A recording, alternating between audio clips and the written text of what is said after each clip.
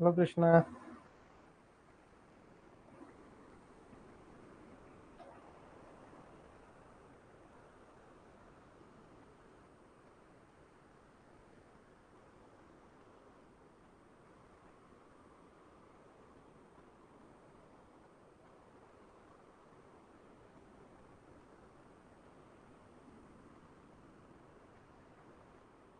Hello Nitin, hello Krishna.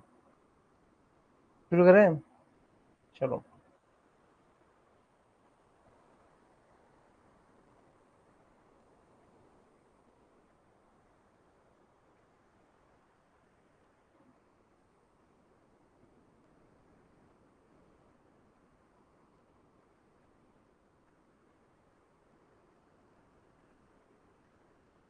ठीक है। इसमें क्या होता है कि जैसे कि हमने कॉमन एयर पोल्यूटेंट्स के बारे में पढ़ा। ठीक है, कॉमन एयर पोल्यूटेंट्स के बारे में पढ़ा, जिसमें तुम्हारा इन्वायरमेंटल प्रोटेक्शन एजेंसी की बात कर रहे थे। ठीक है। तो ये इन्वायरमेंटल प्रोटेक्शन एजेंसी जो पहले आया था वो यूएस में आया था।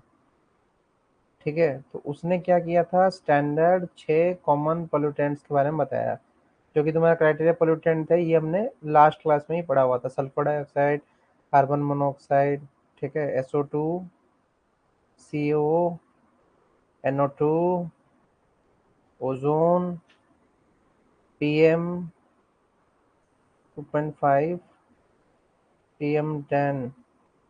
ठीक है, ये सब हमने पढ़ा हुआ है। कब? हमारे लेड में।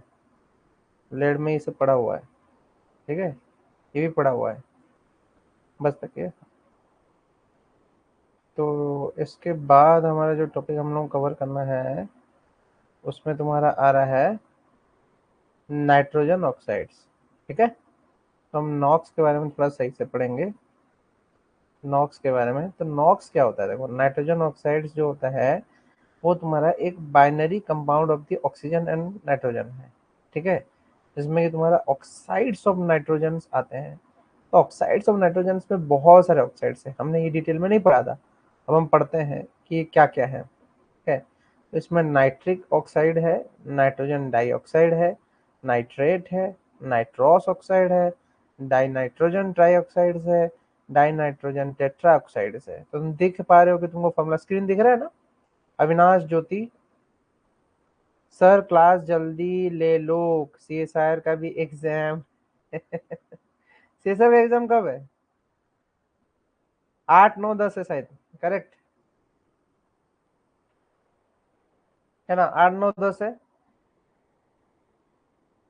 हम्म। चलो बढ़िया।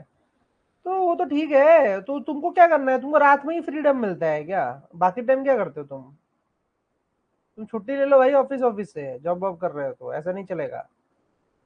मस्ती उधर और इधर भी, दोनों तरफ।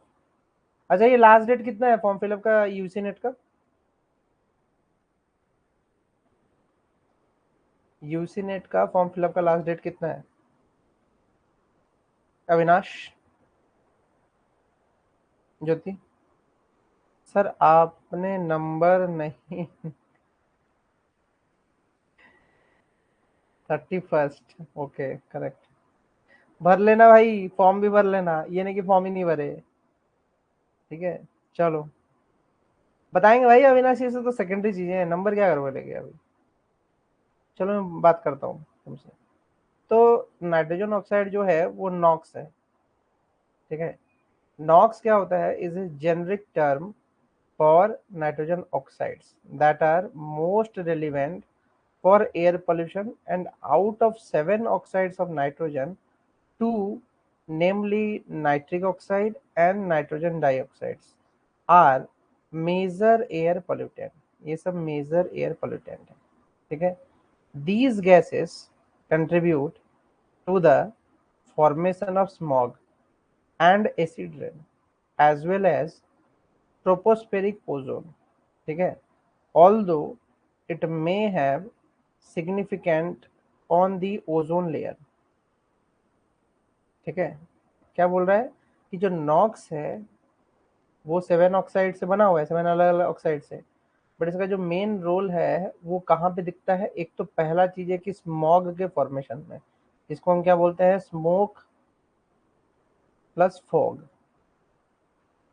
ठीक है, जो कि तुम्हारा एक्सेसिव पॉल्यूशन की वजह से होता है। दूसरा क्या है इफेक्ट इसका, एसिड रेन है, as well as tropospheric ozone के फॉर्मेशन में भी ये बहुत बड़ा रोल प्ले करता है। हम देखते हैं थोड़ा कि जो नॉक्स हैं ये हैं क्या। तो नॉक्स जो होता है वो अगर नॉज के साथ मिलता है तो NO NO फॉर्मेशन होता है, ठीक है। नॉक्स एक्चुअली में है क्या, वो दो सब्सटेंस से बना है, एक है तुम्हारा NO और दूसरा है NO2, इन्हीं दोनों से बना हुआ है। तो रिएक्शन में यही चीज दिखाया है। फिर ये जो NOZ है इसमें क्या क्या आता है देखो, HNO3 जुड़ेगा HONO से, 2N2O5 से, HO2NO2, फिर पैन, ठीक है, पर ऑक्सी एसिटाइल नाइट्रेट से जुड़ेगा, ठीक है। फिर नाइट्रेट आएगा, फिर ऑर्गेनिक नाइट्रेट्स आएगा, बट एमोनिया नहीं आएगा, ठीक है। ये सब होगा। फिर क्या आता है कि techniques for the measurement of NOx is chemiluminescence and Jacob Hochheiser method. तो नॉक्स का मेजरमेंट के लिए तुमको ये ट्रीटमेंट यूज करना ही होगा, और तुमको ये चीज मेथड्स पता होना चाहिए कि इस मेथड से वो काम करता है, ठीक है। इसके अलावा क्या आता है कि फॉर्मेशन रिएक्शंस, ठीक है, जैसे कि oxygen nitrogen do not react eight ambient temperature, react नहीं करते हैं। हाई टेम्परेचर में ये लोग रिएक्ट करते हैं ऑक्साइड्स वगैरह बनाने के लिए।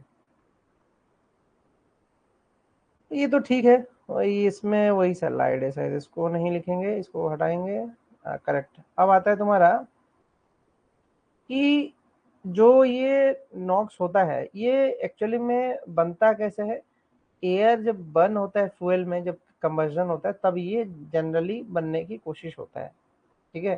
तो एटमॉस्फेरिक केमिस्ट्री की अगर बात करें, ये जो नॉक्स है ये तो तुमको इतना ही, ये तुम तो फिर से वही पढ़ रहे हो, ठीक है। तो नॉक्स और वोलेटाइल कंपाउंड जो होते हैं, वोलेटाइल ऑर्गेनिक कंपाउंड तो तुम समझ रहे हो ना, जो कि तुम्हारे घर में कुकिंग ऑयल वगैरह में जो जलता है, दैट इज वोलेटाइल ऑर्गेनिक, जो कि रिएक्ट करता है सनलाइट के प्रेजेंस में, और जिनसे क्या बनता है, दे फॉर्म में फोटोकेमिकल स्मॉग, फोटोकेमिकल स्मॉग बनाएगा। A significant form of air pollution, एक significant form of air pollution बनता है इससे, क्लियर। फिर क्या आता है कि द फॉर्मेशन ऑफ नाइट्रोजन, ठीक है, बात करते हैं the formation of nitric acid and acid rain, ठीक है। एसिड रेन और एसिड नाइट्रिक एसिड्स कैसे बनते हैं। तो नाइट्रोजन ऑक्साइड्स जो है eventually form nitric acid when dissolved in atmospheric moisture, ठीक है, when dissolved in atmospheric moisture OH radical forming a component of acid. ये तो बहुत ही सिंपल है कि एसिड ये बना रहा है, एसिड रेन बनाने के लिए ये आराम से OH रेडिकल के साथ रिएक्ट करेगा, जो कि तुम्हारा NO2 जब रिएक्ट करता है HO2 के साथ HNO2 बनाता है और HNO3, दो रिएक्शन बनते हैं, ठीक है। तो ये कंपाउंड दोनों तुमको पता होना चाहिए कि जो केमिकल रिएक्शन कैसे नाइट्रिक एसिड बनता है एटमोस्फेयर में, दैट यू शुड नो।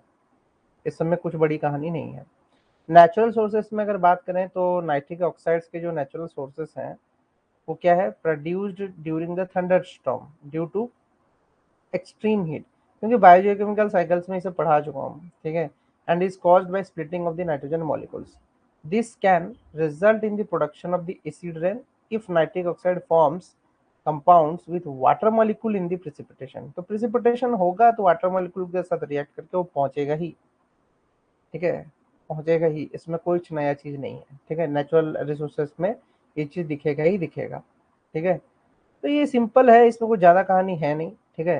लेकिन बायोजेनिक सोर्सेज की अगर मैं बात करें तो सिर्फ एग्रीकल्चर में जो फर्टिलाइजर्स यूज होते हैं उससे दिखता है। दूसरा क्या है, द यूज ऑफ नाइट्रोजन इस काम में आता है, fixing the plant also contribute to atmospheric NOx, ठीक है। जैसे कि हम बात करते हैं the use of nitrogen, nitrogen fixing plants also contribute to atmospheric NOx, ठीक है। यूज जो होता है प्लांट फिक्सेशन में वो भी तुम्हारा नॉक्स को बनाने में मदद करता है, एटमॉस्फेरिक नॉक्स को, bye promoting the nitrogen fixation bye micro organism. मतलब क्या है कि माइक्रोबियल ब्रेकडाउन भी होता है, माइक्रोबियल ब्रेकडाउन होके एटमॉस्फेयर में नॉक्स पैदा हो सकता है, दैट इज पॉसिबल, ठीक है। नॉक्स पैदा करने के लिए माइक्रोब्स का प्रेजेंस अगर हो तो वो तोड़ के उसको वापस एटमॉस्फेरिक नाइट्रोजन में कन्वर्ट कर सकते हैं। इसके अलावा क्या होता है कि इसके इंडस्ट्रियल सोर्सेस होते हैं। तो इंडस्ट्रियल सोर्सेस जो होते हैं वो सारे के सारे एंथ्रोपोजेनिक सोर्सेस होते हैं, ठीक है। तो प्राइमरली क्या है कि जो नॉक्स है उसके दो तरीके के सोर्सेस हैं एंथ्रोपोजेनिक में। पहला है तुम्हारा थर्मल नॉक्स, दूसरा है तुम्हारा फ्यूएल नॉक्स, ठीक है। तो ये जानने की कोशिश करते हैं कि जो थर्मल नॉक्स और फ्यूएल नॉक्स होता क्या है। देखो, जब ये बात करता है थर्मल नॉक्स की, थर्मल नॉक्स क्या है?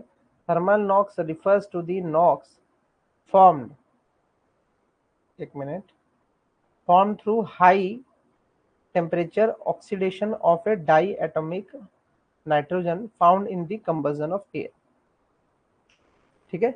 दिखा तुमको ये चीज,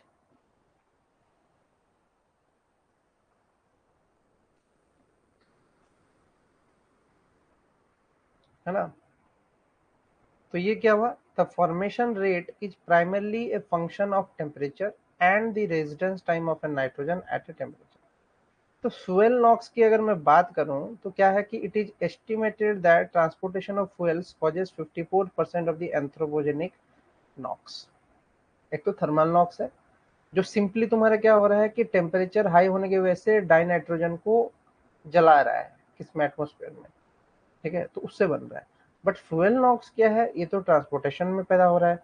तो nitrogen NOx production from the nitrogen bearing fuel, जैसे कि कोल हुआ, ऑयल हुआ, ठीक है, by the conversion of fuel bound nitrogen to NOx during the combustion. अगर जलाया जाता है तब क्या होता है कि जितने भी नाइट्रोजन होते हैं वो नॉक्स में कन्वर्ट हो जाते हैं, ठीक है। फ्यूएल नॉक्स की कहानी ये है, ठीक है।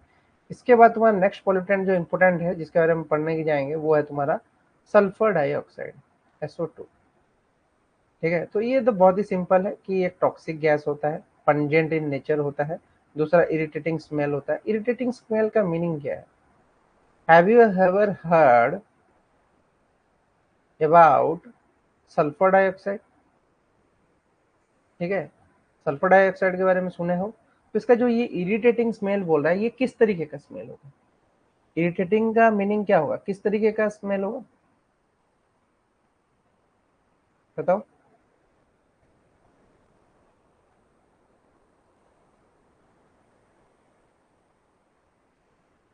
इरिटेटिंग स्मेल का मीनिंग कौन सा तरीके का स्मेल होगा? क्या इसका स्मेल की वो रहेगी?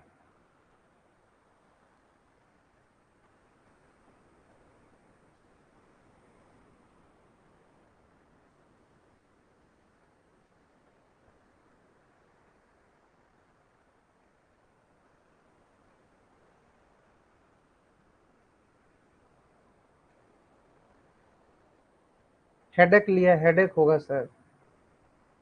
Intolerable smell? अरे नहीं यार, मैं पूछ रहा हूँ कि किस तरीके का इरिटेटिंग स्मेल होगा।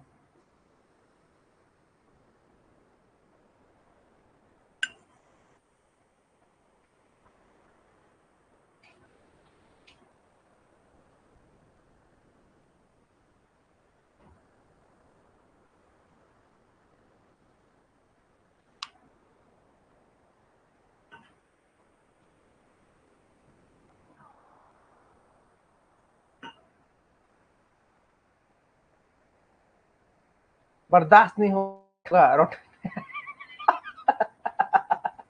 ये क्या कोई मूवी चल रहा है, बर्दाश्त नहीं हो सकता? ऐसे थोड़ी होता है। रोटेन एग, कृष्णा पकड़ा। अब रोटेन एग स्मेल होता है। रोटेन एग मतलब सड़ा हुआ तुम्हारा सड़ा हुआ तुम्हारा क्या होगा, सड़ा हुआ स्मेल कि किसका, तुम्हारा इसका स्मेल जो है वो सड़ा हुआ होगा, सड़ा हुआ अंडे की तरह, ठीक है। आओ सिखाऊं तुम्हें अंडे का फंडा, करेक्ट। अच्छा, ये मोहिनी बहुत दिन से नहीं आ रहा है, इसका पता नहीं कुछ हो गया है लग रहा है, इसने रोटने का ना सूंघ लिया हो। चलो, अंडे का फंडा, ठीक है। चलो कृष्णा मजाक मत करो। तो अगर बात करते हैं तो यहाँ पे क्या बोल रहा है कि अदर गैसेस ऑफ सॉक्स, जैसे कि SO3 है, वो भी एटमोस्फेयर में बनता है, ठीक है, at a concentration much lower than SO2, ठीक है। तो SO2 जब फॉर्मेशन होता है when sulphur is exposed to oxygen at high temperature during fossil fuel combustion, oil refining processes और मेटल स्मेल्टिंग के टाइम में ये काफी टॉक्सिक कंसंट्रेशन में पैदा होता है। कौन? SO2 जो होता है काफी टॉक्सिक कंसंट्रेशन में कब पैदा होता है? एक तो फॉसिल फ्यूल को जब जलाते हो, दूसरा क्या है, ऑयल रिफाइनरीज में दिखता है, तीसरा है तुम्हारा मेटल स्मेल्टिंग में। करेक्ट, इन तीन चार चीजों में वो दिखता है। ठीक है, फिर क्या आता है तुम्हारा कि SO2 dissolves in cloud droplets and oxidizes to form sulfuric acid, ठीक है, which can fall to earth as acid rain or form sulfate aerosol particles in the atmosphere। ठीक है, सल्फर डाइऑक्साइड जो होता है वो डिसॉल्व करता है क्लाउड ड्रॉपलेट्स में, ऑक्सीडाइज होता है, फिर सल्फ्यूरिक एसिड के फॉर्म में कन्वर्ट होता है, which can fall to the earth as a acid rain के फॉर्म में फॉर्मेशन होगा। देन क्या होगा, फॉर्म द सल्फेट एरोसोल। ठीक है, तो एसिड रेन जो होता है वो रिएक्ट करता है विथ मार्बल ऑफ ताजमहल। ठीक है, जो कि उसको येलोइश कलर में कन्वर्ट कर देता है। तो मार्बल जो है वो तो कैल्शियम कार्बोनेट होता है ना जी, कैल्शियम कार्बोनेट के साथ जब तुम्हारा H2SO4 रिएक्ट कर जाएंगे तो क्या बना देंगे, वो कैल्शियम सल्फेट बना देंगे, प्लस तुम्हारा प्रिसिपिटेटिव फॉर्म में कन्वर्ट कर देगा उसको, और क्या है।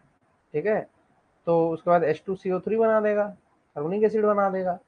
तो इस तरीके से तुम्हारा येलोइश फॉर्म में कन्वर्ट होने के चांसेस तब रहते हैं जब एसिड रेन होता है। लेकिन प्रश्न ये नहीं है कि वो येलोइश फॉर्म में कन्वर्ट कर रहा है या नहीं कर रहा है। आज के डेट में कभी कभी बच्चों को क्वेश्चन पूछ दिया जाता है कि what is the reason behind the blackening of the Taj Mahal. लोग अभी भी उसको सल्फर डाइऑक्साइड या सल्फ्यूरिक एसिड से लिंक कर देते हैं, जो कि सरासर गलत है। क्यों? क्योंकि जो ब्लैकनिंग होता है ये होता है deposited due to light absorbing dust और कार्बोनिशियस मटेरियल पार्टिकल्स, जिसमें कि तुम्हारा ब्लैक कार्बन आ रहा है और ब्रोमीन कार्बन आ रहा है। ठीक है, नहीं, black carbon and brown carbon, sorry, BC मतलब है तुम्हारा ब्लैक कार्बन, ठीक है, एंड BRC है मतलब तुम्हारा ब्राउन कार्बन। ठीक है, ये उसी से बन रहा है, ब्लैक एंड ब्राउन कार्बन से तुम्हारा बन रहा है। कौन? ये जो कंबसन हो रहा है ये ब्लैक एंड ब्राउन कार्बन से तुम्हारा बन रहा है। ठीक है, जिससे कि तुम्हारा रिस्पॉन्सिबल क्या हो रहा है, सरफेस का डिसकलरेशन हो रहा है। तो ब्लैकनिंग ऑफ ताजमहल को कभी भी कंफ्यूज मत करना एसिड रेन से, दोनों की कहानी बिल्कुल ही अलग है। Never confuse with this thing.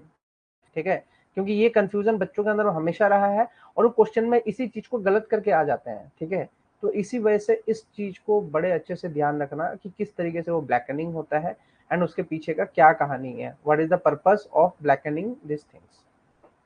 Correct, समझ में आया? तो इसके बाद अगर हम चलते हैं तो नेक्स्ट टॉपिक में ना हम इंस्ट्रूमेंटेशंस को पढ़ने चलेंगे। ठीक है, इंस्ट्रूमेंटेशंस को पढ़ना भी जरूरी है। तो किस इंस्ट्रूमेंटेशन से तुम्हारा एयर पार्टिकल कलेक्ट होता है, किस इंस्ट्रूमेंट से बाहर निकलता है, that you should know, otherwise इसमें तुम गड़बड़ करोगे। ठीक है, तो मैं अगर चलता हूँ, मैंने तुमको लास्ट क्लास में कुछ पॉल्यूशन कंट्रोल्स के डिवाइसेस के बारे में बताया था। ठीक है, तुमको मैंने लास्ट क्लास में पॉल्यूशन कंट्रोल के कुछ डिवाइसेस के बारे में तुमको मैंने इन्फॉर्म किया था। करेक्ट, याद होगा तुमको, है ना, या नहीं है? एक लास्ट क्लास में खत्म होने से पहले ना तुमको मैंने एक चीज दिखाया था, कंट्रोलिंग डिवाइसेस के बारे में तुमको मैंने कुछ ना कुछ बताया था, है ना? हाँ या ना यार, बोलते भी नहीं हो तुम लोग। सो गया क्या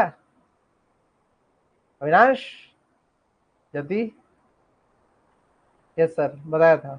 चलो, तो बात करते हैं कि जो पहला डिवाइस, ठीक है, इसका नाम क्या है, ग्रेविटेशनल सेटलिंग चैम्बर।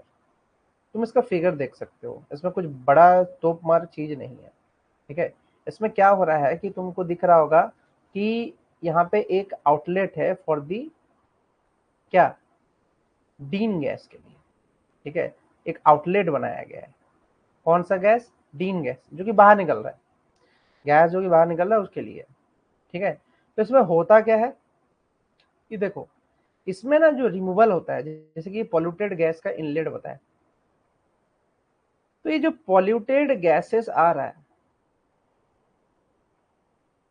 ठीक है, पॉल्यूटेड गैसेस के साथ में क्या होगा ना, पार्टिकल्स होंगे। ये जो पार्टिकल्स होते हैं इनका जो साइज होता है दैट इज वेरी इंपॉर्टेंट। ठीक है, यहाँ पे पार्टिकल साइज जो होता है वो ग्रेटर देन इक्वल टू तुम्हारा होगा 50 माइक्रोमीटर। ठीक है, जो कि तुम्हारा इसके अंदर जाएगा। ठीक है, करेक्ट। तो पॉल्यूटेड गैस स्ट्रीम यहाँ गया। ठीक है, ग्रेविटेशनल यूज के लिए वो अंदर चला गया।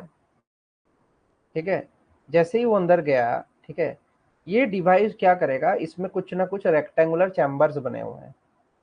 ठीक है, तो तुमको यहाँ पे दिख रहा होगा कि ये 1 2 3 4 ये सब ट्रेज हैं। ये क्या है, एक तरीके से रेक्टेंगुलर चैम्बर है। ठीक है, तो इसमें जो वेलोसिटी अंदर की तरफ जाती है, फिर बात आता है कि क्या हम इसको तेजी वेलोसिटी से मूव कराएंगे, नहीं। इसमें जो भी चीज अंदर जा रहा है उसका एक फिक्स्ड वेलोसिटी है। उसकी वेलोसिटी कितनी है, इसमें जो वेलोसिटी अंदर छोड़ी जाती है एयर की, वो छोड़ी जाती है velocity less than equal to 0.3 metre per second. ठीक है, इतनी वेलोसिटी एक सेकेंड में वो 0.3 मीटर मतलब कितना होता है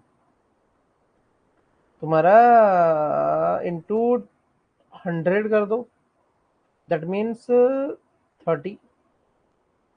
30 सेंटीमीटर पर सेकेंड, मतलब 30 सेंटीमीटर पर सेकेंड की स्पीड से हवा छोड़ी जा रही है।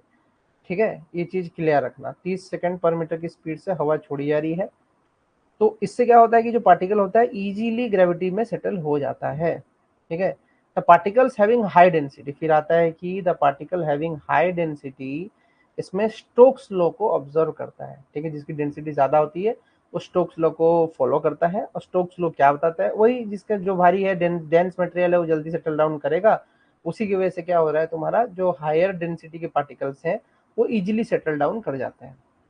ठीक है, इसके बाद इसमें कुछ है नहीं बड़ा कहानी। ठीक है, इसके बाद आता है तुम्हारा नेक्स्ट इंस्ट्रूमेंटेशन, जिसको हम यहाँ पे देख सकते हैं। ये इसका नाम क्या है, cyclonic separator. This is cyclonic separator. अब इसकी भी क्या कहानी है ये भी जान लो कि साइक्लोनिक सेपरेटर्स में क्या यूज होता है। तो अगर मैं साइक्लोनिक सेपरेटर की बात करूं तो क्या होता है कि इसमें ग्रेविटेशनल फोर्स का कोई काम नहीं है। ठीक है, नो ग्रेविटेशनल फोर्स। इसमें क्या है, तुमको एक चीज दिख रहा होगा, ये सर्कुलर में रोटेट कर रहा है, हवा आ रही है इस सर्कल में रोटेट हो रही है। तो सर्कल में अगर रोटेट हो रही है तो इसमें कौन सा फोर्स लगेगा, सेंट्री क्या फ्यूगल, जो बाहर की तरफ फेंकी जाती है, सेंट्रीफ्यूगल फोर्स का जनरेशन होगा। कहाँ पे, इस पॉइंट पे सेंट्रीफ्यूगल फोर्स जो होगा वो जनरेट होगा। ठीक है, जिससे कि तुम्हारा पार्टिकुलेट मैटर जो है, पॉल्यूटेड एयर वगैरह वो सेपरेट हो जाएंगे। ठीक है, फिर क्या होता है कि इसमें जो सेंट्रीफ्यूगल फोर्सेस होते हैं वो सेवरल टाइम्स तुम्हारा ग्रेविटेशनल फोर्स से ज़्यादा होते हैं। ठीक है, और स्पिनिंग भी इसमें काफ़ी ज़्यादा होती है। ठीक है, बट इसमें जो पार्टिकल्स का रिमूवल होता है, इसमें पार्टिकल्स का जो रिमूवल होता है ये तुम्हारे लिए बहुत इंपॉर्टेंट है कि पार्टिकल्स का जो साइज होना चाहिए इसमें क्या होना चाहिए, less than equal to 8 micrometre. ठीक है, 8 माइक्रोमीटर से छोटा। ठीक है, 8 माइक्रोमीटर से जितना भी छोटा ये इक्वल टू है, वही जो है पार्टिकल्स वो यहाँ पे बाहर निकल पाते हैं। ठीक है, तो इसमें ज़्यादा कुछ कहानी है नहीं। ये गया मतलब जो डस्ट लैडन गैस, मतलब बहुत सारा डस्ट है वो अंदर घुसेगा, रोटेटिंग मोशन में घुस के उससे सेंट्रीफ्यूगल फोर्स जनरेट होगा। ठीक है, जिसकी वजह से क्या होगा कि जो गैस है वो क्या होगा, स्पाइरल मूवमेंट करेगा, स्पाइरल फॉर्म में मूवमेंट करेगा। ठीक है, तो उससे क्या होगा कि ये फ्लो बनेगा, फ्लो बन के क्या होगा, नीचे से तुम्हारा आउटलेट पार्टिकल से जो है टकराते जाएगा वॉल्स ऑफ द कोन में, and are discharge from the outlet. मतलब क्या है कि देखो, जैसे कि ये गोल गोल रोटेट किया, ठीक है, गोल रोटेट करके इसको वेलोसिटी मिल गया, तो वेलोसिटी जैसे ही मिला ये इस इनलेट से अंदर घुसेगा। इनलेट से अंदर घुस के ऐसे घूमेगा घूमेगा घूमेगा घूमेगा, ऐसे घूमते घूमते घूमते वो बाहर निकल जाएगा। ठीक है, इसी बीच में क्या होगा कि वो आउटसाइड सरफेस में तुम्हारा जो छिटकेगा ना, जो भारी है वो जल्दी छिटक जाएगा, छिटक के लग जाएगा। ठीक है, हल्का वाला नीचे की तरफ भाग जाएगा, भारी वाला फटक फटक फटक फटक छिटक के, नहीं हल्का वाला नहीं, भारी वाला जो है वो तुम्हारा नीचे जाएगा, हल्का वाला जितने भी सब छिटक छिटक के ऊपर निकल जाएंगे। ठीक है, तो ये चीज तुमको याद होना चाहिए कि इस तरीके से तुम्हारा काम होता है किसमें, हमारा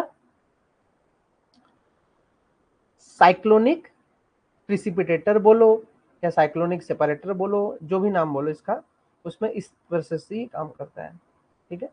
इसके बाद आता है तुम्हारा एक नया और एक चीज जिसको हम बोलते हैं फैब्रिक, ठीक है। फैब्रिक फिल्टर्स या तुम्हारा बोलोगे बैग हाउस फिल्टर्स, ठीक है। इसका नाम है फैब्रिक फिल्टर या बैग हाउस फिल्टर। तुम देख सकते हो, ये पिक्चर है उसका, ठीक है। This is the picture of fabric और बैग हाउस फिल्टर। तो फैब्रिक फिल्टर में क्या हो रहा है, इसमें कुछ नहीं हो रहा है। इसमें एक पॉल्यूटेड गैस को फैब्रिक से पास किया जा रहा है, जो कि अलाउ कर रहा है क्लियर गैस को पास करने के लिए, पार्टिकुलर मैटर को वहीं पे फिल्टर आउट कर दे रहा है। इसमें कुछ बड़ी बात नहीं है, ठीक है।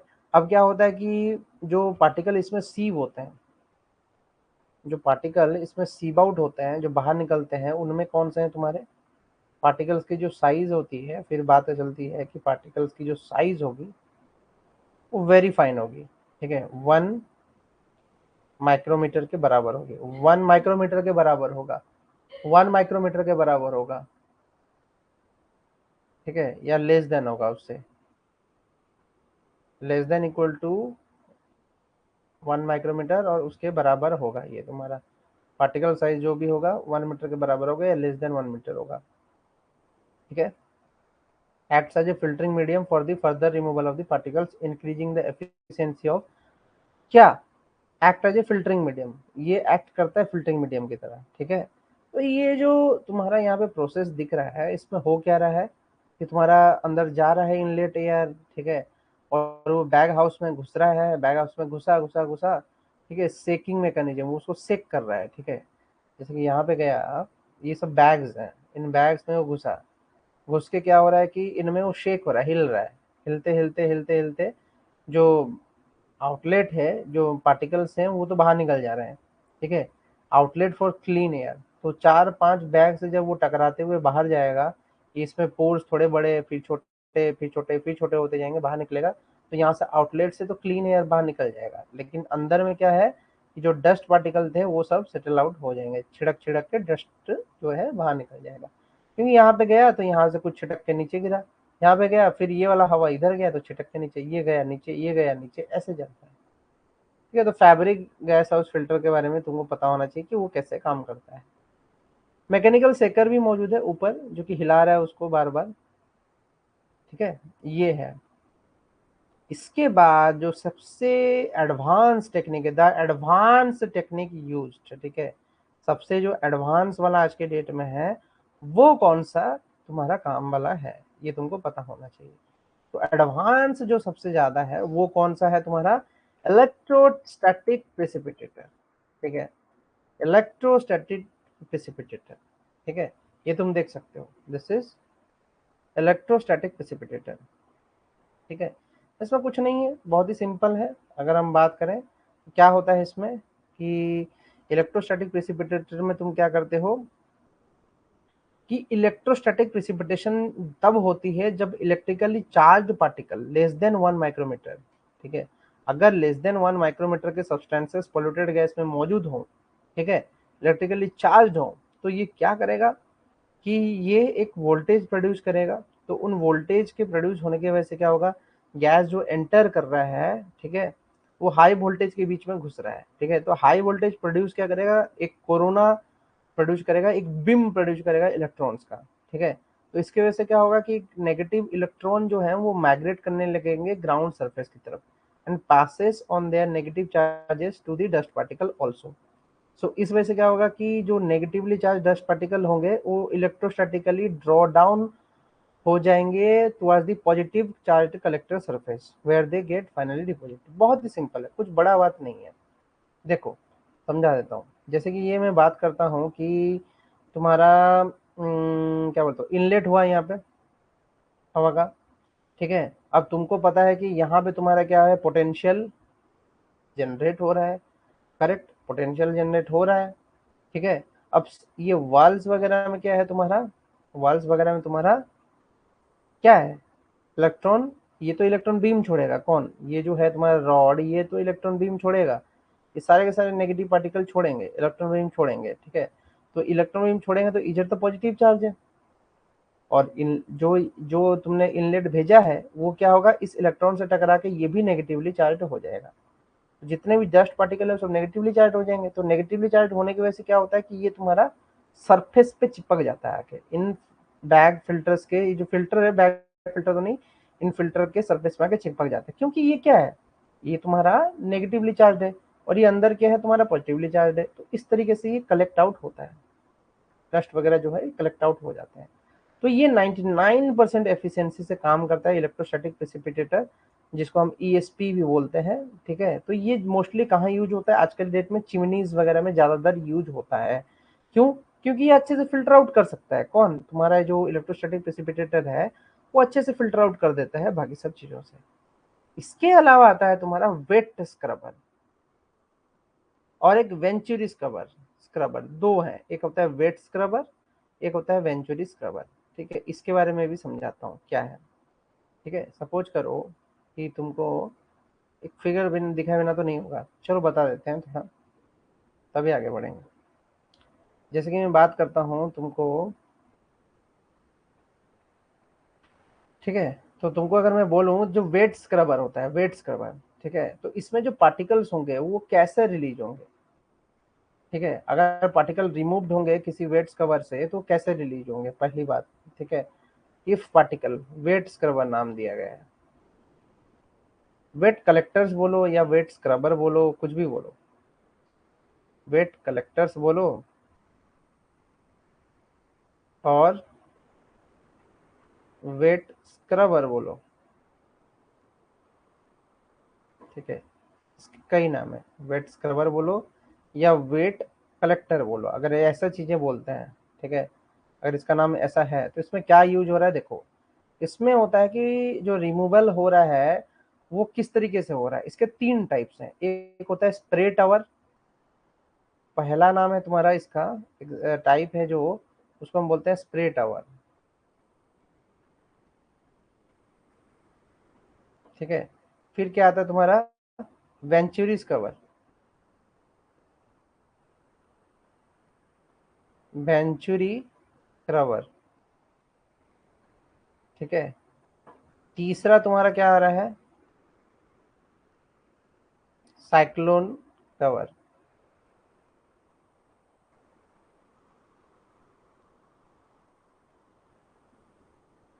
ठीक है, spray tower, venturi scrubber, cyclone scrubber.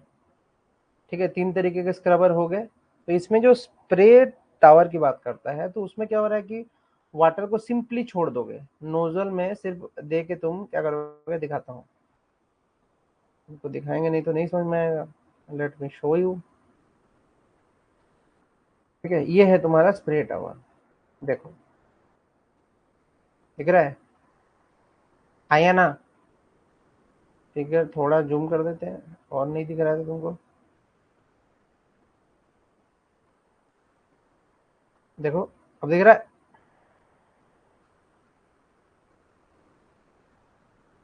दिख रहा है या नहीं दिख रहा है, चलो वो, नितिन सब हाँ बोलो, पहले हाँ बोलो सब, दिख रहा है या नहीं दिख रहा है, सब हाँ बोलो।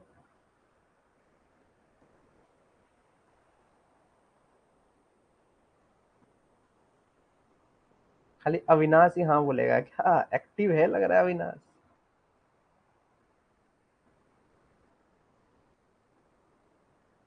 दिख रहा है सर, दिख रहा है सब, बढ़िया बढ़िया बढ़िया, दिख रहा है सबको। ठीक है, तो इसमें तुमको क्या समझ नजर आ रहा है, इसमें तुमको नजर आ रहा होगा कैसे क्या हो रहा है। ठीक है, इसमें जो इनलेट ऑफ वाटर, एक वाटर का कॉलम इसने ऐड कर दिया।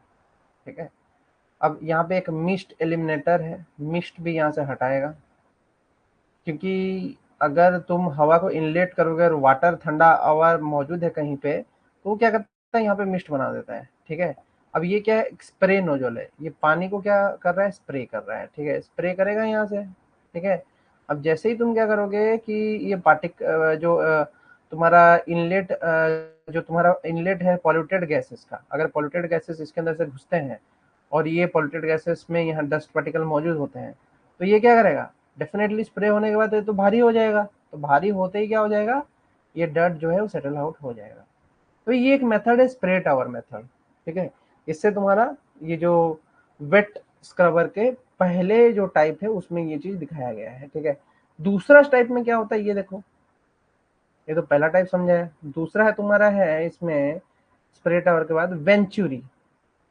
फिर बात आएगा कि इसमें कितना पार्टिकल, इसमें फिर ये भी पूछ सकता है ना कि कितना साइज का पार्टिकल तुम्हारा फ्लो कर रहा है जो कि यहाँ पे स्प्रे टावर में काम कर रहा है, ठीक है। तो इसका भी एक है जो तुम्हारा लिमिट, दैट इज 10 माइक्रोमीटर से कम का नहीं करेगा, 10 माइक्रोमीटर से ज्यादा का करेगा, ठीक है। 10 माइक्रोमीटर से ज्यादा, ये सब क्या है, एरोडायनामिक डायमीटर, एरोडायनामिक डायमीटर, ठीक है। Don't confuse with this term aerodynamic diameter, ठीक है। ये उसी डायमीटर की बात करें जैसे पीएम 2.5 10 बोलते हो ना, तो इसमें ग्रेटर देन 10 माइक्रोमीटर पे ही ये काम करेगा, ठीक है।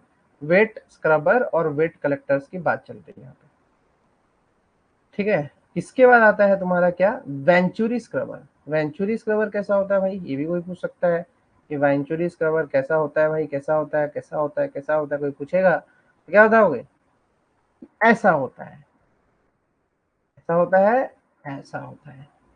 थोड़ा फिगर जूम करके दिखाते हैं तुमको, ठीक है।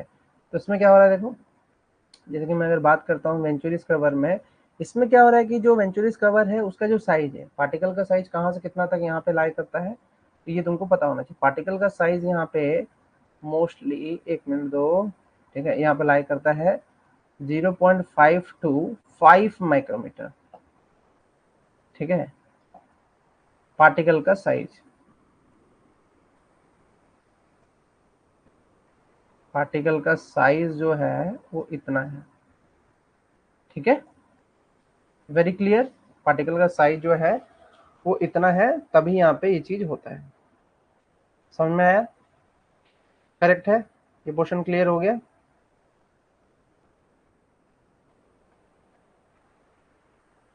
ठीक है। तो पार्टिकल का साइज यहाँ पे क्लियर हो गया, पार्टिकल का साइज वाला जो कॉन्सेप्ट था, समझ में आया या नहीं, करेक्ट। अब बात आता है कि इसमें कौन कौन आते हैं, इसमें फिर कौन कौन सी चीजें जो है ये बाहर निकलेंगे। अब ये हम पढ़ क्या रहे हैं, फिर कोई पूछेगा कि नहीं सर हम पढ़ क्या रहे हैं, कंफ्यूजन तो अभी भी है। हम है वेंचुरी स्क्रबर, ठीक है। तो इसमें क्या हो रहा है, इसमें तुम्हारा पोल्यूटेड गैस तो जाएगा, ठीक है। तो यहाँ पे तुम देखो थोड़ा पोल्यूटेड गैस कहाँ से हो रहा है, तो इनलेट हो रहा है पोल्यूटेड गैस का, ठीक है, यहाँ पे। तो ये जो इनलेट हो रहा है पोल्यूटेड गैस का, उसकी एक वेलोसिटी ना बहुत ज्यादा है, क्या है, 60 to 180 मीटर पर सेकेंड। मतलब सोच रहे हो एक सेकेंड में 180 मीटर, इतना तेज, इतना तेज फेंक रहा है वो, 180 मीटर कवर कर रहा है, बहुत ज्यादा, बहुत ज्यादा है भाई, 180 0.1 किलोमीटर के पास पास, बहुत ज्यादा है, ठीक है। तो इसमें क्या होता है कि coarser water stream is injected upward into the throat where gets it atomised due to high impact of the velocity of the gas. अगर मैं बात करता हूँ तो इसका मीनिंग क्या है, जो मैंने बोला अभी वर्ड्स, कि तुमको क्या होगा ना कि तुम स्प्रे कर रहे हो लिक्विड को, कहाँ से, यहाँ से, ठीक है। और यहाँ पे थ्रोट हो रहा है वेंचुरीमीटर का, ये क्या करता है, बहुत तेजी से फेंकता है उसको, इसको बहुत तेजी से फेंकेगा तुम्हारा, किस चीज को, वाटर स्ट्रीम को, ठीक है। जैसे ही बहुत तेजी से ये फेंकेगा वाटर स्ट्रीम्स को, तो ये क्या हो जाएंगे, एटोमाइज्ड हो जाएंगे, ठीक है। जिसके वजह से क्या होगा, द लिक्विड ड्रॉपलेट्स, यहाँ पे क्या होगा, बहुत तेजी से कोलिजन होगा, लिक्विड ड्रॉपलेट्स कोलाइड, कोलिजन होगा लिक्विड ड्रॉपलेट्स के बीच में, ठीक है। तो जैसे ही ये कोलिजन होगा, हाई इंपैक्ट होगा, और उसके वजह से तुम्हारा जो पार्टिकल है वो फॉल डाउन हो जाएगा। तो वेंचुरी स्क्रबर में भी यही कहानी है, ठीक है। बट अगर हम बात करते हैं इसका क्या खासियत है, क्या यूजेस है, ठीक है, इसको तुमको अगर समझना है तो इसके लिए एक सिंपल सी तुमको एक थ्योरी बताता हूँ कि जो कैल्शियम कार्बोनेट होता है ना, कैल्शियम कार्बोनेट, ठीक है, कैल्शियम कार्बोनेट से तुम क्या बना सकते हो, कैल्शियम कार्बोनेट का एक स्लरी बना सकते हो। स्लरी मतलब इसका तुम इसमें वाटर कंटेंट ऐड कर दो, कैल्शियम कार्बोनेट में तुम वाटर कंटेंट ऐड कर दो, तो ये किस चीज को रिमूव कर सकता है पोल्यूशन से, that is called socks. Socks को हटा सकता है कौन, वेंचुरी स्क्रबर से हम सॉक्स को हटा सकते हैं। सॉक्स रिएक्ट करेगा ना तो इसमें से वाटर इवेपोरेट कर जाएगा और ये क्या बन जाएगा, कैल्शियम तुम्हारा सल्फेट। ठीक है, ये कन्वर्ट हो जाएगा और ये बन जाएगा कैल्शियम सल्फेट। तो ये यूजफुल है कहाँ पे, सॉक्स जहाँ पे पैदा हो रहा है, सॉक्स को रिमूव करने के लिए, साथ साथ उसकी मेजरमेंट के लिए भी ये यूजफुल है। ठीक है, ये चीज तुमको पता होना चाहिए। इसके बाद साइक्लोनिक स्क्रबर वगैरह आता है। साइक्लोनिक स्क्रबर में भी वही कहानी है, मिस्ट एलिमिनेटर होगा, वैसे ही तुम्हारा वाटर इनलेट की तरह ये फॉर्मेशन होगा, ज्यादा कुछ उसमें है नहीं। ठीक है, साइक्लोनिक स्क्रबर में तुम पहले ही साइक्लोनिक जो सेपरेटर है वो पढ़ चुके हो, तो थोड़ा यहाँ पे साइक्लोनिक मूवमेंट और पढ़ लोगे। ठीक है, इसका भी डायग्राम कुछ ऐसा है, देख सकते हो। कुछ नहीं, देखो इनलेट भेजा, साइक्लोन की तरह ऊपर गया। ठीक है, यहाँ पे क्लीन एयर बाहर निकल गया, बट यहाँ पे मिस्ट एलिमिनेटर है जो कि क्या करेगा, इसको वापस से वाटर से भिजवा देगा नीचे। यहाँ पे तो पानी फेंक रहे हो, ठीक है, यहाँ पे पोल्यूटेड गैस फेंक रहे हो, पोल्यूटेड गैस तो जाके ऐसे उड़ रहा है। पानी फेंक रहे हो तो क्या करे, नीचे से पानी फेंक रहे हो, तो यहाँ पे पहले तो स्प्रे होता था, अब नीचे से पानी फेंक रहे हो, तो भी ये क्या करेगा, हाई तरीके से स्प्रे करेगा। क्यों, क्योंकि इसमें क्या लगा जानते हो, इसमें क्या लगा जानते हो, हाई तरीके से स्प्रे करेगा मतलब कूलर में देखते हो खस लगता है, खस, है ना, कूलर में खस लगता है, तो ये देखा हुआ ना पीछे वाले से ज्यादा, कूलर में खस लगता है पता है ना, जो पीछे लगता है जिससे तुम्हारा ठंडा होता है, वो जो अविनाश क्षण, हाँ, तो ये जो खस लगता है पीछे, तो ये उसी की बात चल रही है। तो बीच में खस लगा रखा है, जो जैसे स्प्रे कर रहे हो ना, वो खस से ऐसे बाहर निकला, छिटक रहा है, तो छिटक के भी वो क्या बनता है, तुम्हारा स्प्रे की तरह कन्वर्ट हो जाता है, और वो फिर तुम्हारा उसको आउटलेट से बाहर निकालने की कोशिश करता है। ठीक है, इससे तुम्हारा क्या क्लियर होता है कि ये चीज है। अब बात आता है कि इससे रिलेटेड कोई क्वेश्चन है सर, कुछ कर सकते हैं हम क्वेश्चन, डेफिनेटली इससे रिलेटेड क्वेश्चन हैं, और क्या क्वेश्चन है वो मैं भी एक एक करके तुमको कराता हूँ। 2 क्वेश्चन कराऊंगा जो कि इससे रिलेटेड आते हैं। ठीक है, पॉल्यूटेंट से रिलेटेड और ये बैक फिल्टर वगैरह से रिलेटेड। ऐसे तो थ्योरी है, ज्यादा कुछ है नहीं, तो इसकी थ्योरी जो है कंटेंट में मैं एक्स्ट्रा ऐड करके तुमको दे दूंगा, बट इसका जो क्वेश्चन है वो तुम पढ़ो। ठीक है, वो मैं तुमको दिखाता हूँ क्या क्वेश्चन है। देखो क्वेश्चन क्या है कि एक इलेक्ट्रोस्टैटिक प्रिसिपिटेटर है मेरे पास। ठीक है, सपोज करो कि क्वेश्चन दिया है कि तुम्हारे पास एक ईएसपी है। ठीक है, क्वेश्चन है कि एक ईएसपी मौजूद है, इलेक्ट्रोस्टैटिक प्रिसिपिटेटर मौजूद है, जिसकी कलेक्टर प्लेट में, ठीक है, जिसका जो कलेक्टर प्लेट है, इलेक्ट्रोस्टैटिक प्लेट का कलेक्टर प्लेट जो है वो 6000 मीटर स्क्वायर है। कलेक्टर प्लेट एरिया ये 6000 मीटर स्क्वायर है, कलेक्टर प्लेट का एरिया। ठीक है, तो इसमें क्या होता है, 97% एफिशिएंसी है इसमें, 90 विथ 97% एफिशिएंसी इसमें मौजूद है। ठीक है, इसमें 97% एफिशिएंसी मौजूद है। ठीक है, तो जो 97% एफिशिएंसी मौजूद है उसी में से तुमको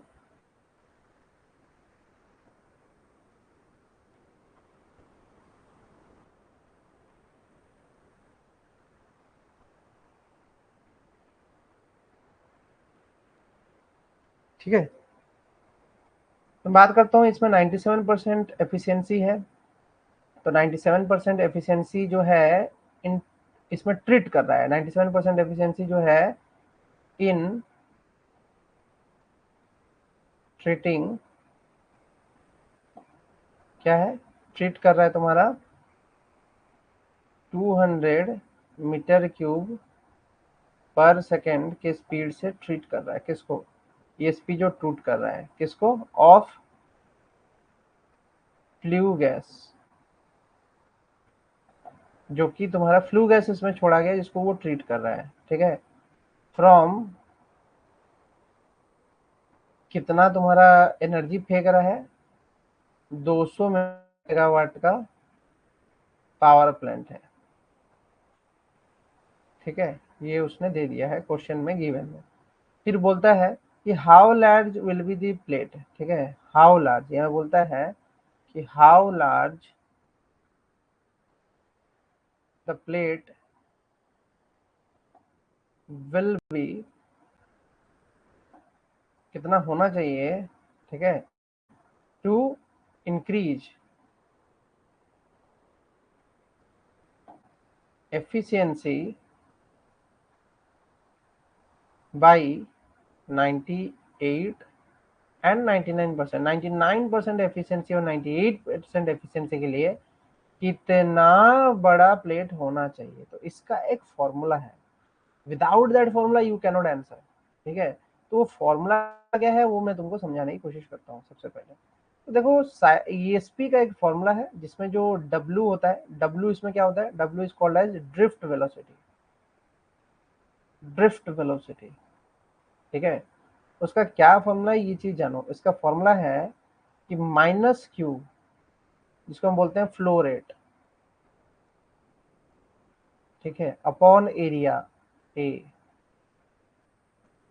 ठीक है, अपॉन एरिया ए, ठीक है, इनटू लॉन 1 - ईटा, ठीक है। अब ये ईटा कोई पूछेगा व्हाट इज दिस ईटा, ठीक है।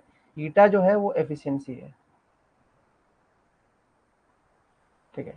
अगर मैंने तुमको ये फॉर्मूला लिख के दिया तो क्या तुम मेरे को बता पाओगे कि जो एफिशिएंसी इंक्रीज होना चाहिए 98% और 99% में, तो कितना लार्ज होगा प्लेट? अब तुम बता पाओगे मेरे को इसका आंसर निकाल के? Can you tell me the answer of this thing? अगर मैं तुमको एक दे देता हूँ फॉर्मूले में, जैसे कि लॉन 0.01 का वैल्यू, लॉन 0.03 का वैल्यू, ऐसे वैल्यूज अगर मैं तुमको दे दूं तो क्या तुम निकाल के दे पाओगे? इसका वैल्यू है -4.6, 0.03 का वैल्यू है -3.5, 0.02 का वैल्यू है तुम्हारा -3.9, और 0.04 का वैल्यू है -3.2, ठीक है। ये अगर मैंने दे दिया है तो क्या तुम इस क्वेश्चन को निकाल पाओगे? Can you make this questions? तुम लोग बीच बीच में क्या अपने घर बार की बातें काहे करते हो? घर बार क्या किसी को कुछ पता नहीं है? घर के बातें करके क्या मिलेगा बताओ? घर वहीं बनेगा जहाँ पे तुम्हारा रहना होगा, ठीक है। जैसे मंदिर वहीं बनेगा जहाँ हम लोग मंदिर बनाना चाहेंगे, करेक्ट? क्या भाई अविनाश, सही बोला? अभी कौन ऐड हुआ है भाई? तापस घूमते फिरते पहुंच ही गया फाइनली।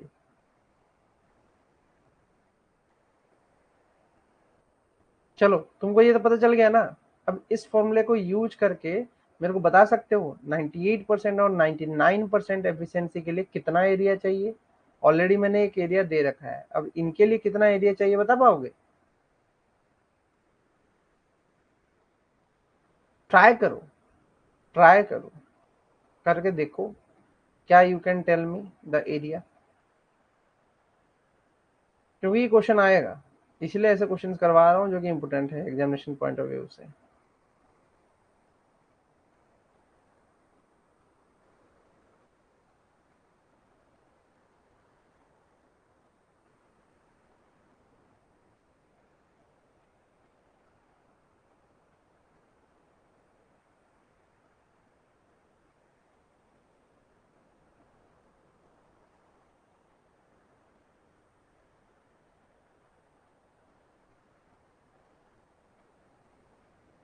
करो।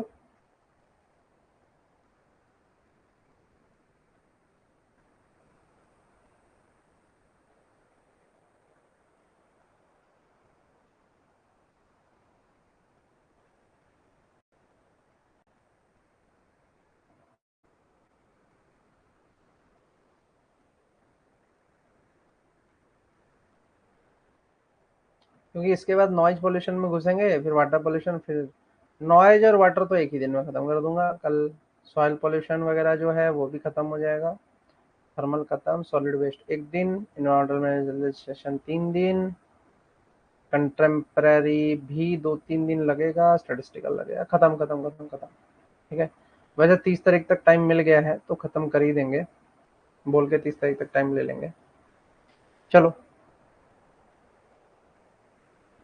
क्या इस क्वेश्चन को बना पाए या नहीं बना पा रहे हो, फिर से बताओ, क्योंकि मैंने वैल्यूज दे दिया है और अभी भी नहीं बना पाओगे तो भाई तुम लोग मैथ्स कैलकुलेशन में बहुत वीक हो, मैथ्स नहीं पढ़ पाओगे तुम लोग।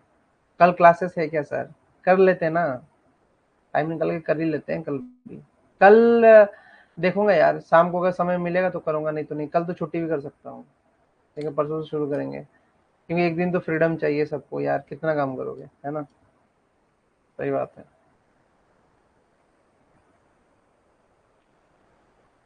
लेकिन कुछ क्वेश्चंस वगैरह अगर होंगे तो अपलोड कर दूंगा, जो जरूरी है। इस क्वेश्चन को बनाओ, ये क्वेश्चन इंपोर्टेंट है, इसलिए तुमको दे रहा हूँ, ठीक है? आया नहीं अभी तक, लेकिन आने की पॉसिबिलिटी है अब आने वाले एग्जाम्स में, इसलिए दे रहा हूँ।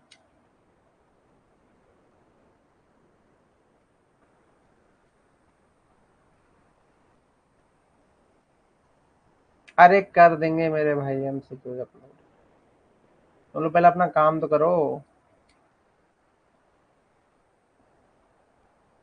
आधे ग्रुप्स में तुम्हें हो ही नहीं, मैं उसी में अपलोड कर दूंगा, तुम्हारा जो नोट्स सेक्शन होगा ना उसमें एक एमसीक्यू सेक्शन भी डाल दूंगा, ठीक है? तो उसको थोड़ा ध्यान से पढ़ना, सॉल्व एमसीक्यूज वगैरह, कुछ कुछ सॉल्व एमसीक्यूज में जरूर डालूंगा हर यूनिट में, ठीक है? तो उसको थोड़ा ध्यान से देखते रहना, ठीक है? एक्स्ट्राज में रहेगा सॉल्व एमसीक्यूज, तो उसको ध्यान से देखते रहना, उसमें गलती मत करना। इस क्वेश्चन को बनाओ, इसके लिए क्यों इंतजार कर रहे हो? दिस इज वेरी सिंपल, इस क्वेश्चन को बनाओ, इंतजार मत करो।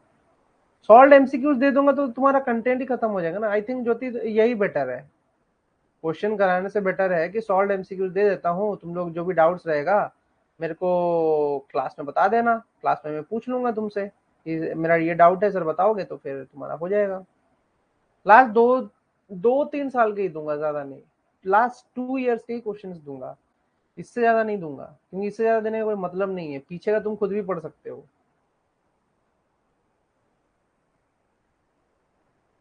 यस सर, बट बताओ क्या फिर बट है? इफ एंड बट तो आता रहता है, बताओ। अगर तुम्हारा डाउट्स होगा, उसमें डाउट्स होगा, तुम तो ग्रुप में भी लिख सकते हो, तुम तो उस ग्रुप में हो जहाँ पे मैं प्रेजेंट हूँ, तो मैं उसको आते ही समझा दूंगा, ठीक है? तो आई थिंक कि सॉल्व्ड, तुमको जो है ना डाउट क्लियरिंग, वो मैं दे देता हूँ, बेटर रहेगा, क्योंकि अभी के लिए उसको पढ़ना बेटर है, ठीक है? कुछ क्वेश्चंस ऐसे हैं जो आप बताते हैं तभी समझ में आता है। हाँ, न्यूमेरिकल्स वगैरह तो बताऊंगा तभी ना समझ में आएगा, बिना न्यूमेरिकल्स बताए कैसे समझ में आएगा, ये भी तो बात है। लेकिन जो थ्योरी थ्योरी टॉपिक्स हैं, जैसे कि थ्योरी थ्योरी क्वेश्चंस बहुत हैं, इस बार आया था सर ये क्वेश्चन में, एरिया पूछ रहा है क्या? यस करेक्टली, एरिया पूछ रहा है और कुछ नहीं पूछ रहा है। बना पा रहे हो या नहीं बना पा रहे हो, बताओ।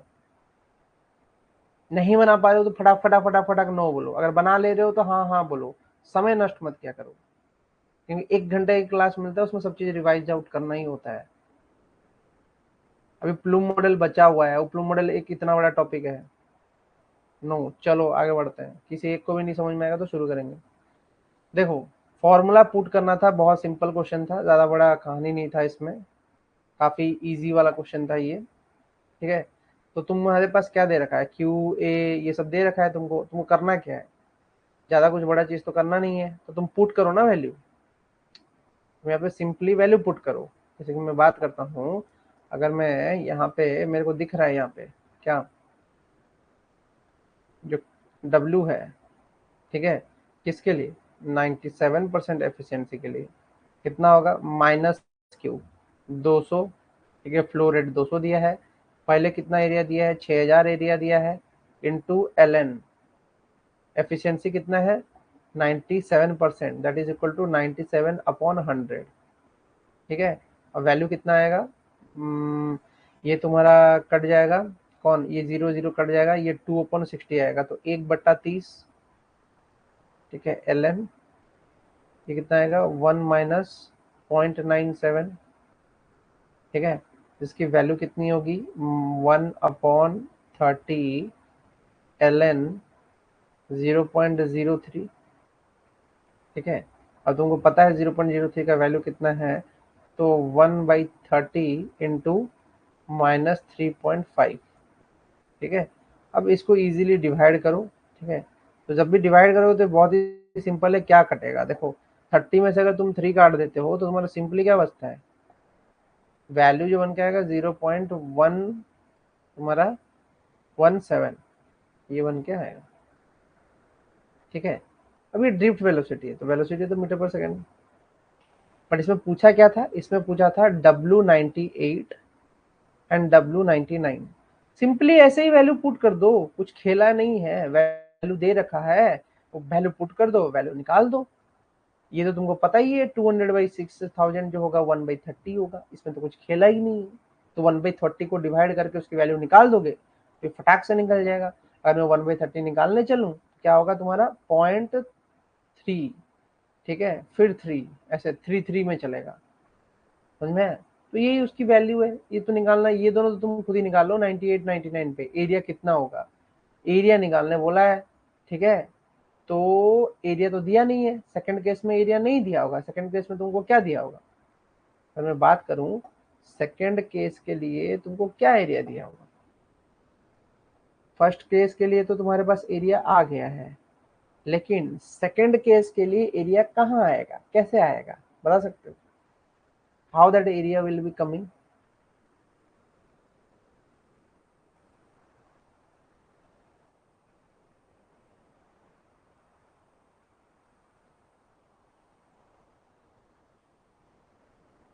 क्योंकि ड्रिफ्ट वेलोसिटी तो नहीं बदल रहा है, ड्रिफ्ट वेलोसिटी को कॉमन मान के चलो। ड्रिफ्ट वेलोसिटी जब नहीं बदल रहा है तो तुम्हारा आंसर आराम से आ जाएगा, जैसे तुमको चाहिए वैसा बन के आ जाएगा, करेक्ट। इसमें कुछ बड़ा चीज नहीं है, ये कोई बड़ा खेल नहीं है, ठीक है। 98 और 99% एफिशिएंसी जो निकालना है उसमें कोई बड़ा केस नहीं है। How large the plate will be to increase the efficiency, कितना लार्ज होना चाहिए निकाल लो, और उससे माइनस कर दो कितना लार्ज होना चाहिए, ज्यादा कुछ बड़ा चीज नहीं है इसमें। खेला क्वेश्चन था, सीधा सीधा डायरेक्ट क्वेश्चन, इसमें कुछ नहीं है, बड़ी कहानी नहीं है। यस यस, डब्ल्यू कंफर्म कर लो, डब्ल्यू सेम ही होना चाहिए, लिफ्ट वेलोसिटी सेम रहेगा तो उसको आंसर निकाल लोगे। ओके, तो ये क्वेश्चन बना लेना। आज तो तुम्हारा सारे फिल्टर्स वगैरह खत्म हो गए हैं लगभग। प्लूम मॉडल एक ही टॉपिक बचता है इस एयर पोल्यूशन से, तो उसको कवर आउट करेंगे लास्ट क्लास में। फिर तुम्हारा नॉइज पोल्यूशन कवर आउट कर दूंगा। नॉइज पोल्यूशन तो हार्डली ज्यादा टाइम नहीं लगेगा, नॉइज इंडिसेस वगैरह पढ़ा के उसको निपटा दूंगा, ठीक है। वाटर पोल्यूशन शुरू कर दूंगा, ठीक है। फिर आएगा तुम्हारा थर्मल पोल्यूशन, ये सब वगैरह आएगा थोड़ा बहुत, तो उसको कवर आउट करके हार्डली 2 क्लास में खत्म होगा एयर पोल्यूशन। थोड़ा टाइम है, बड़ा यूनिट है, टाइम लेके करेंगे, 2 क्लास में तुम्हारा एयर पोल्यूशन पूरा खत्म।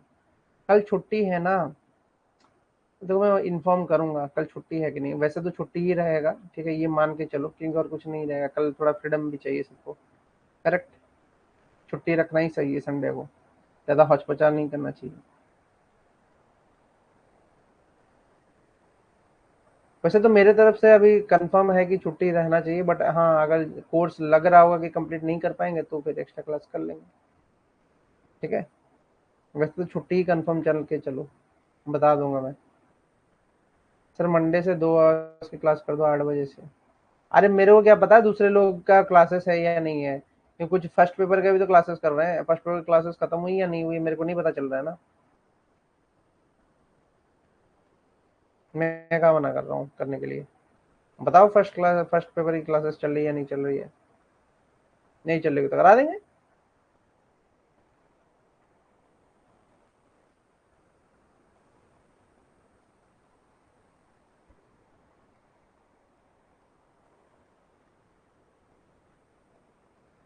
ठीक है, देख लेना फर्स्ट पेपर के किसी क्लासेस चल रही तो उस समय नहीं लेंगे। वैसे तो तुम लोग फर्स्ट पेपर लिए हो या नहीं लिए हो मेरे को आधे लोगों का पता नहीं, अगर उनकी क्लासेस चल रही होगी तो ओवरलैप हो जाएगा तो नहीं करा पाएंगे, ठीक है। तो उस हिसाब से देख लेना। सर क्रैश कोर्स, अरे मेरे को नहीं पता यार, पेपर 1 लिए हो पेपर 2 लिए हो मेरे को कैसे पता चलेगा, मेरे को ग्रुप में कंफर्म कर दो अपने।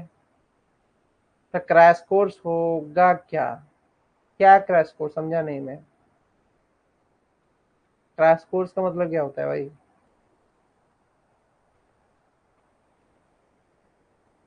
अविनाश थोड़ा कंफ्यूज रहता है लग रहा है मेरे को। चलो टाटा, बाय बाय। जो बाकी बातें हैं ग्रुप पे करो।